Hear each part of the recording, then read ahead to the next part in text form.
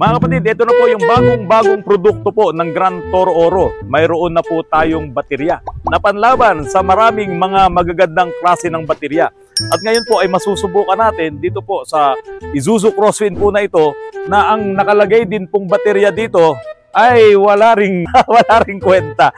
Ngayon mga kapatid, susubukan natin to ST battery. Ito po yung produkto ng Gran Toro Oro na ito nga po ay nire-recommenda ni Autorans. Pero siyempre, dahil po sa hindi ko pa ito nasubukan kung gaano ang itatagal niya, kung gaano siya ka-durable, kung gaano siya kalakas sa panahon na kailangan mo, lalong-lalo na kapag bumabagyo, umuulan, ang baterya po kasi ay nahihirapang magkarga ng malakas dahil nga doon sa chemical reaction sa loob po nitong baterya. Ngayon, papalitan natin itong baterya na to. Ano ba to? Ultra. Wala pa yatang 2 taon itong baterya na to kasi yung may-ari nito, inutangan ko to eh. Alam ko, nabayaran ko naman kagad ng mabilis yung utang ko dyan sa may-ari nito. Papalitan ko pa rin ng baterya. Libre. Okay, eto. Subukan natin. Trainee. Buksan natin. Tol, kailangan yung warranty card anuhan mo. Pilapan mo to. Okay lang, pipilapan mo to. Yan yung warranty card. Tapos yung baterya po natin, ito, magandang klase rin. Yung kulay niya, Tapos meron siyang monitoring kung may problema yung baterya natin. So, ayan yung kanyang monitoring. So, pag green, ito po naka-green siya, good condition. Ayan, kapag ka nag-gray, charging necessary, kailangan mag-charge. At kapag ka naman pula na, voltage insufficient. Ibig sabihin, mababa na yung kargang voltahe at kuryente. Okay, tanggalin mo na ngayon to. Yan. Tapos, ilagay mo yung bago. Sige. Sige nga, ilagay mo nga muna. Sige, try mo muna yan ganyan. Try mo muna yan. Ayan. Aabot ba? Tingnan natin kung aabot. Yung...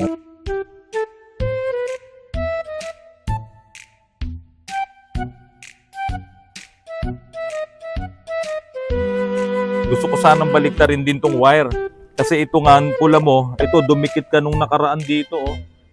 Oo. Kaso, originally,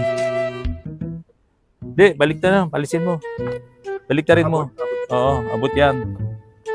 Yan ang original niyan, yan. Oo. Kasi nung nakaraan na nagka-problema, ito may sunog kasi dumikit yung terminal ng battery dito sa body. So ngayon, ito naman talaga siya, Yan yung talagang original niya eh. Positive. Negative. Lagay mo to negative ngayon dito. Unahin mo muna yung positive. Okay.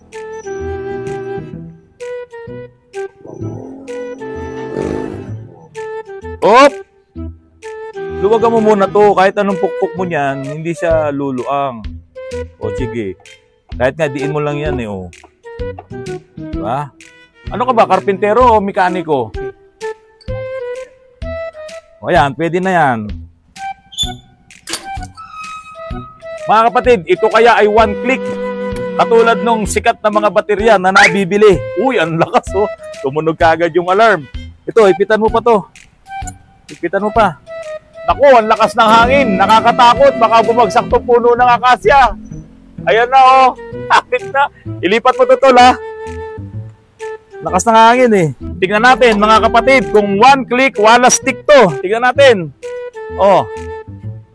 Ang ating bagong battery na ST. Yan. Ano ba ibig sabihin ng ST? Ano ba yung nakalagay? Speed Technology. Ayan. One click po. Patay pa. Patay pa. Isa pa. Isa pa. Start. Ayun. Ngayon mga kapatid, malalaman nyo kapag ang inyong baterya ay mahina na ang karga. Pag nag-crank kayo, matagal yung ikot. Ito po, dahil sa malakas yung ating baterya, napansin nyo ilang ikot lang. Mga nakatatlong ikot lang siguro yung flywheel natin. Ay, umi-start na. Sir, isa pa. Pakipatay at isa pa. Sige, tingnan nyo kung gaano kabilis. Okay, start! Pasensya na kayo, medyo matanda na eh. Ayun, nasa dyan. Ang bilis, no? Di ba? O yan, mga kapatid, ang baterya. ni Autorans. No?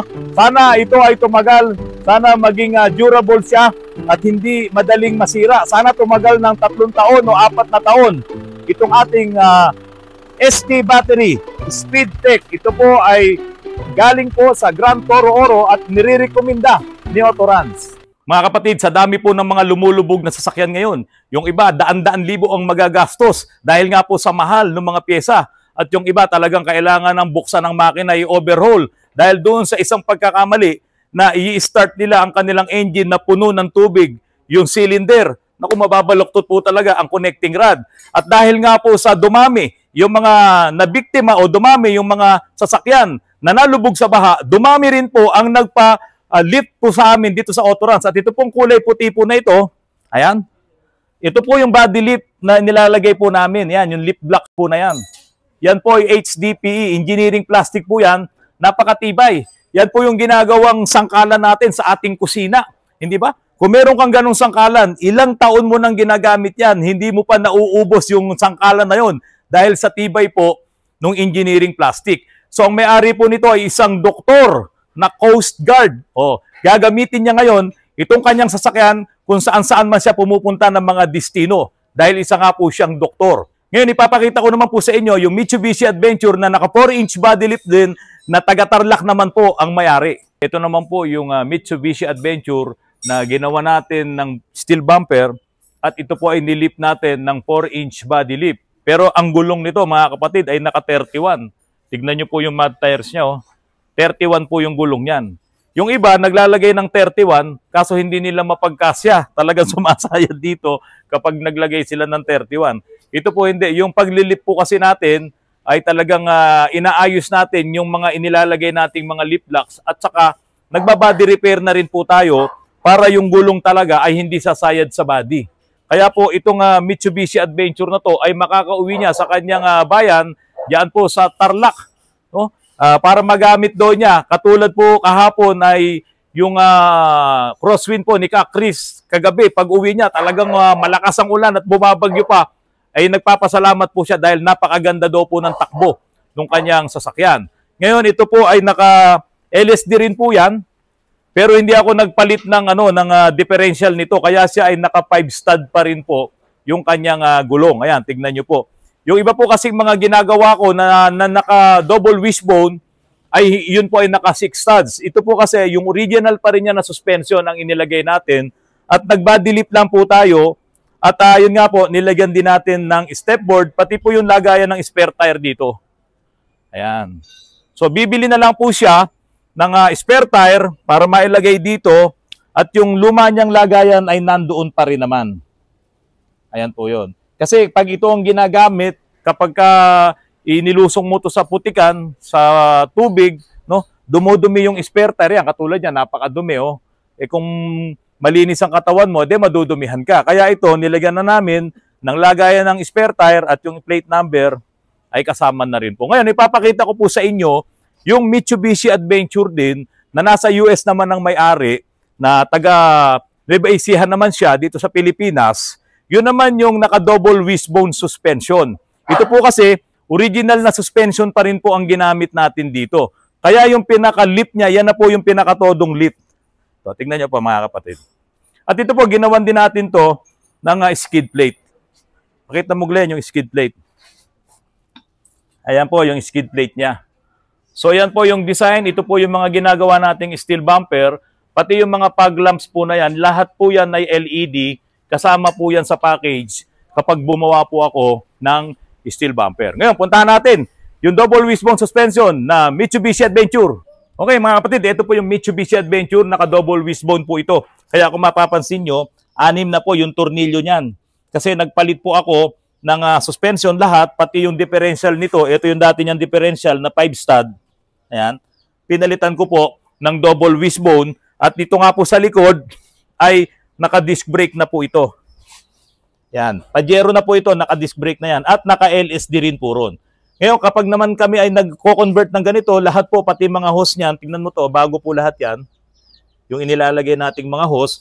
At siyempre, ang mga brake pads niyan, bago din po lahat. At matic po yun, ito po ay naka-LSD, Limited Slip Differential.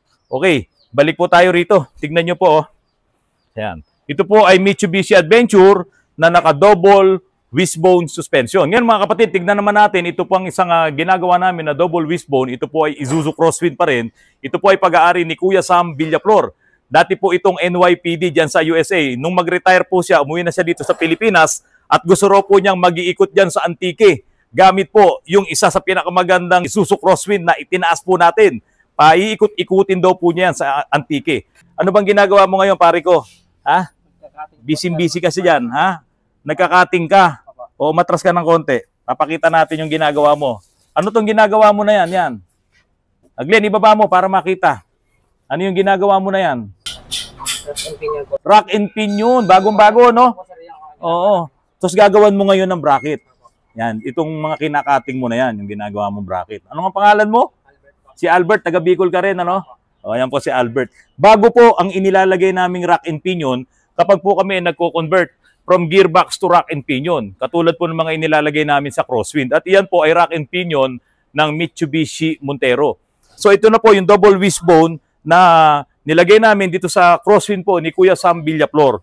Wala pa po yung gulong nito, o orderin pa namin. 33 by 12.5 rim 15. Kaya lang yung kanyang steel rim hindi niya napapalitan, lilinisin na lang namin yan kasi okay naman siya. Pang off-road na rin po yan. So ito po, mas mataas ito doon sa mga standard na 4-inch body lift. Katulad po nung ipinakita ko po sa inyo kanina na Adventure. Tingnan niyo po, ito po talaga yung diferensya niya.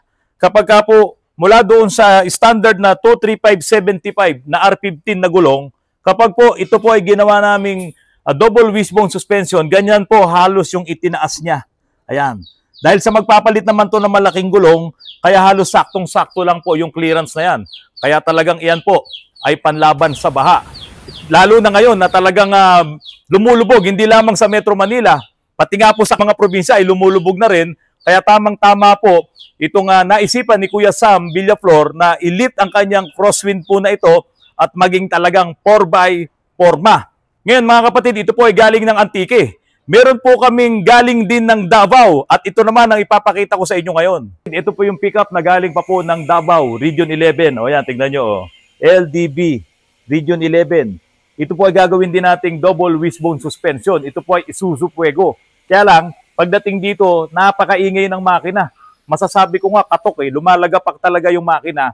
Kasi po, mayroong ginawa dito na nilagyan po ito, nag-experiment sila, pinasukan po ito ng oxyhydrogen, yung hydrogen gas. At ito pa nga po, yung lagayan no? Nag-imbento po kasi sila Ayan, yan, yun. So, nandiyan po yung proseso kung saan ini-eliminate po doon sa water, yung hydrogen po na yun, ang tawag nga po doon ay oxyhydrogen. At ipinasok nila doon mismo sa loob ng makina. Kayang-kaya pong sumira ng makina nun dahil ito naman ay diesel engine.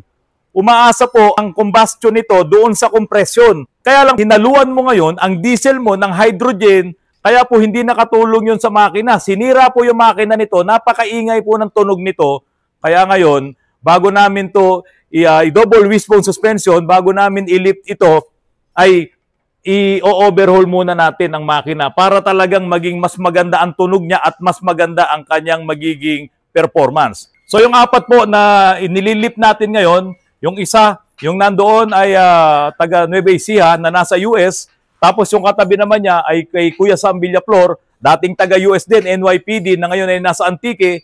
Ito naman po ay Region 11, diyan po sa Davao, at yung Adventure na ipinakita ko po sa inyo, yan naman po ay taga Tarlac. So lahat po sila ay walang taga Metro Manila, walang taga Antipolo.